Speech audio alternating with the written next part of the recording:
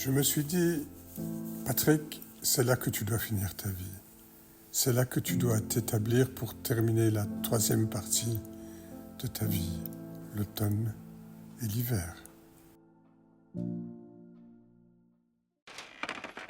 Je suis responsable du développement d'une ferme de permaculture dans la montagne du Yunnan. J'ai trouvé dans le Yunnan quelque chose comme une synthèse de tout, où j'avais la Chine, j'avais la campagne et j'avais beaucoup de paysages et beaucoup d'atmosphères qui me rappelaient l'Afrique.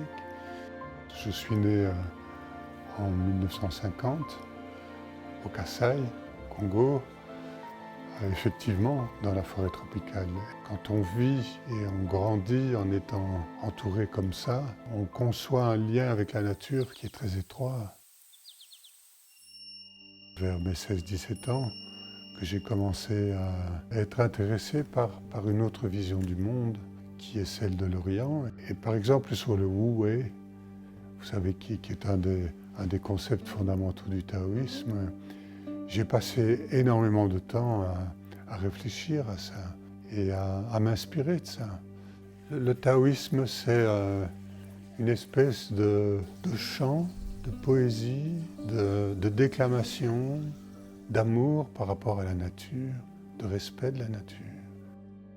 J'ai été nommé consul général à Shanghai en 1997. Je suis parti comme ambassadeur de Belgique à Pékin en 2009. J'ai accumulé une somme de connaissances sur l'histoire de la Chine, l'aspect géopolitique, si vous voulez, la complexité des relations entre la Chine et le reste du monde, etc., qui est très spécifique à la diplomatie. Je suis vraiment rentré avec la Chine de tous les jours. Je suis vraiment rentré en contact avec elle au moment où j'ai cessé d'être ambassadeur, si vous voulez, en 2013, et j'ai commencé avec Mignonne à aller dans la Chine profonde, que j'adore. Mon destin ici, dans le Yunnan, est indissociable avec Mignonne. J'amène la dimension plus idéologique, plus intellectuelle, plus internationale. Mignonne amène toutes ses connexions avec Don Juan.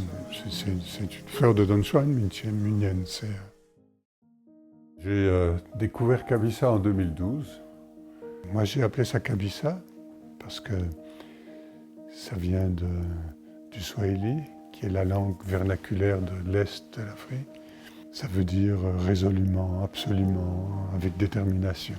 Je développe ce paysage de permaculture qui doit aboutir à créer un écosystème qui produise dans toutes ses dimensions des aliments. Vous devez simplement observer, comprendre et interagir de manière à enrichir l'écosystème pour qu'il soit encore plus en équilibre.